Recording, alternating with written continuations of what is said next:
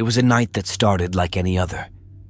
The air was crisp, and the moon hung high in the sky, casting an eerie glow over the landscape. But little did I know that this night would be unlike any other, that it would be the night that would change everything.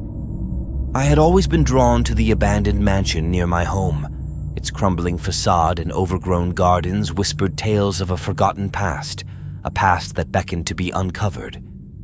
And so, on that fateful night, I gathered a group of 8 friends, all eager for adventure, to explore its decaying halls. As we approached the mansion, a sense of excitement and trepidation washed over me. Despite having visited the mansion alone many times before, this was the first time I had ventured inside with such a large group.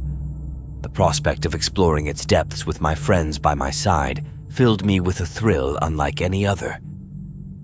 We split into pairs and began our exploration. My friend Ant and I found ourselves on the 2nd floor, where we stumbled upon a room that seemed out of place. A room that, to my absolute certainty, had never been there before. It was a bathroom, grand and imposing, with a colossal claw-footed tub that dominated the space. It connected 2 bedrooms, its presence so conspicuous that it seemed impossible that I could have missed it in my past visits.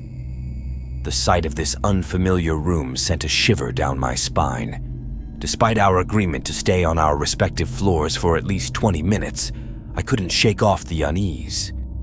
The thought that this room might disappear into thin air, like something out of a horror movie, lingered in the back of my mind. But the strangeness didn't end there. A week later, filled with a mix of curiosity and trepidation, I returned to the mansion with a different group of friends, eager to show them the enigmatic bathroom. To my astonishment, the room, along with its claw-footed tub, had vanished without a trace. I searched every nook and cranny of the mansion, but it was as though the room had never existed. This experience left me bewildered and unsettled. It was unlike anything I had ever encountered before. Since then, I have avoided the abandoned mansion, and I steer clear of exploring any other abandoned properties. The memory of that inexplicable night continues to haunt me, a constant reminder of the mysteries that lie hidden in the world around us.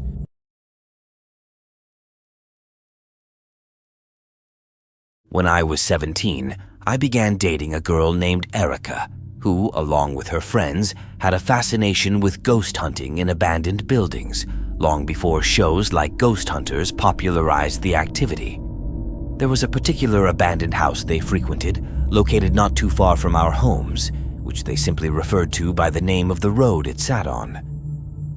After dating Erica for only a few weeks, we, along with 2 other friends, decided to visit this infamous house one weekend. The local lore surrounding the house was grim. It was believed that a man had snapped one day, brutally murdering his brother in the barn before moving through the house, wielding an axe to kill his wife and children. Indeed, upon exploring the house, we noticed some walls on the 2nd floor that appeared to have been hacked at with an axe. The motive behind these gruesome acts was unclear, with some suggesting that his wife and brother were involved in an affair and the children were not his own. That evening, long after we had left the house, I had a vivid dream about being in the barn with my friend John. In the dream, a man stood before me, claiming to be a ghost, and offered to answer any questions and allow me to take pictures. However, John kept interrupting with nonsensical queries. The ghost appeared to be wearing a plaid flannel shirt, overalls, a baseball hat, and notably, he only had one arm. The following day, I recounted the dream to Erica, including the details of the ghost's appearance. To my surprise, Erica asked if the ghost was missing an arm, a detail I had not mentioned to her. She revealed that her sister used to see a man matching my description, missing an arm, standing in the hallway of their house at night, conversing with other unseen figures. Whenever her sister would approach, the figures would vanish.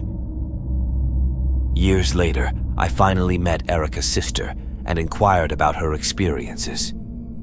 She confirmed seeing the armless man regularly as a child. The strangeness didn't end there. Our friend Sam, who lived in another town near the axe murder house with her little boy, reported that her son would often talk about a man in their basement. One day, the boy drew a picture of this man, and it matched the description of the armless ghost. The consistency of these sightings, experienced by different people over the years, all describing the same armless figure, continues to unsettle me. Whether this entity was a ghost or something else entirely remains a mystery, but its enduring presence in the lives of those who encountered it is undeniably eerie.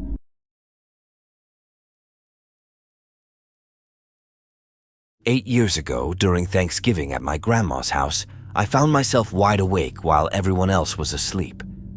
The only people in the house were my grandparents, my mom, my brother, and me. No one else was there. Unable to sleep, I sat at the computer, browsing the internet with a small TV on, tuned to Adult Swim. It must have been around 4:30 in the morning when I started feeling a chill creep up my spine. That's when I heard it. The laughter of children. It was distinct, the giggles of a little girl and a boy. Knowing I was the only one awake, I turned to the TV, which was in the middle of a Dragon Ball Z fight sequence, so the laughter couldn't have come from there. I checked the computer's sound settings and everything was muted, ruling that out too. Confused and unsettled, I sat there while the children's giggles continued in the background. I thought maybe the radio in the kitchen had come on. It was digital, so maybe it turned on by itself or had a timer set.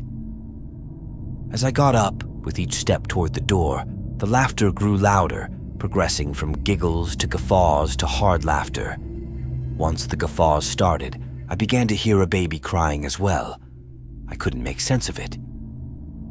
What kind of radio show is this? I wondered, even though I was nowhere near the door yet. With each step, the laughter turned more hysterical, almost maniacal, and the baby's cries became screams and wails as if in pain. Trembling and terrified, I kept moving toward the door, my mind on autopilot, needing to get out and across the hall to my mom, who I was sure would help and hear the strange sounds too. The laughter and crying became almost deafening, like I was at a concert with speakers blasting noise directly into my ears. It was excruciatingly loud, terrifying, and it scared the living daylights out of me. Summoning all my courage, I was about to sprint for the door when something shoved me. I felt hands on my chest pushing me back into the room with enough force to throw me off balance.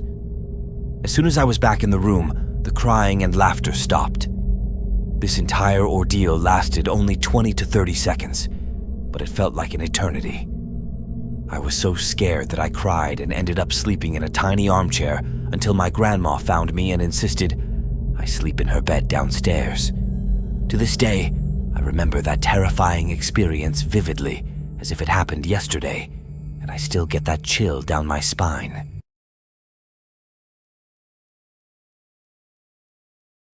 My grandmother often recounted a haunting tale from her family's past, a story that unfolded during the tumultuous times of the secret war in Laos. It centered around her aunt, who forged an unlikely bond with an American soldier, their friendship blossoming amidst the chaos of war. However, their encounters abruptly ceased, leaving her aunt to cling to the hope of his return, despite the prevailing belief that he had perished. As the conflict escalated and bombs rained down upon their homeland, forcing families to seek refuge in the safety of caves, her aunt's hope remained steadfast. It was during one of these nights, enveloped by the darkness of the cave and the sounds of distant explosions, that the inexplicable occurred. In the stillness of the night, a familiar voice pierced the air, a voice she recognized instantly. It was the voice of the American soldier, speaking in broken Hmong, his words repeating like a haunting refrain. "I'm back for you." The voice seemed to draw closer, its presence palpable in the cramped confines of the cave. My grandmother described feeling the voice drawing closer and closer to her aunt, until she felt a touch upon her shoulder, followed by a sensation of something gripping her hand. With trepidation, she opened her eyes, only to be met with a sight that chilled her to the core. Standing over her was a figure, tall and shadowy, its features obscured by the darkness. It was a presence that exuded an aura of malevolence, a stark contrast to the humanity of the soldier she once knew. In that moment, fear gripped her heart like a vice, paralyzing her with a sense of dread. And then, in a surreal turn of events, her aunt rose from her slumber, compelled by some unseen force. She exchanged words with the figure, words that were lost to the howling winds that echoed through the cave. And with that, they were gone, disappearing into the night, leaving behind a void of unanswered questions and unspoken fears. Her aunt was never seen again, leaving behind a mystery that would haunt my grandmother's family for generations. The tale of her disappearance became intertwined with the folklore of the region, a cautionary tale of the dangers that lurked in the shadows. The story passed down through the generations was one of a soldier's spirit returning to claim her, a tragic end to a tale of hope and friendship. Yet there were whispers of something darker, something more sinister at play. Whispers of a creature, a crocodile, known for its ability to mimic human voices, luring unsuspecting victims to their doom. As time passed, the truth of what happened to my grandmother's aunt faded into legend, a story told to warn of the dangers that lurk in the darkness. Yet, the memory of her aunt and the mystery that surrounds her remains etched in our hearts, a reminder of the fragility of life and the unfathomable mysteries that lie beyond our understanding.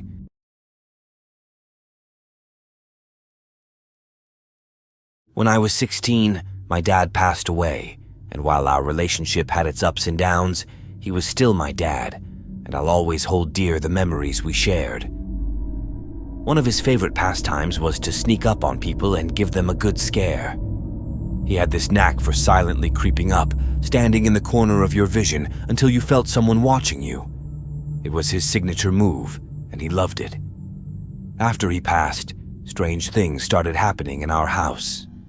I'd be sitting in the living room watching TV, and out of the corner of my eye, I'd catch a glimpse of something gliding into view, accompanied by an intense sensation of being watched.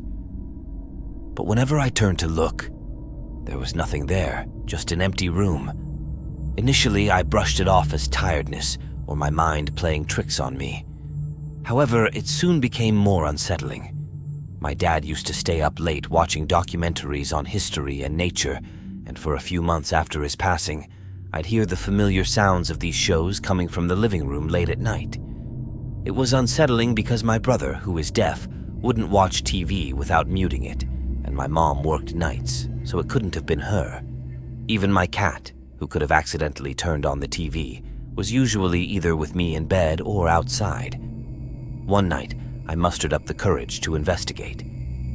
As I made my way towards the living room, the sound abruptly stopped, plunging the house into an eerie silence. Then, out of nowhere, I heard fast footsteps heading towards me. Terrified, I bolted back to my room, hiding under the covers, unable to shake off the fear and get any sleep. The next morning, I recounted the experience to my mom, hoping for some reassurance, but she dismissed it as a dream. However, the strange occurrences didn't stop there. Our front door, which we always kept securely locked, chained, and deadbolted, would inexplicably open on its own to let the cat in. This happened multiple times, and my mom was so unsettled by it that we decided to move shortly after. It's an experience that has stayed with me, sending shivers down my spine whenever I think about it.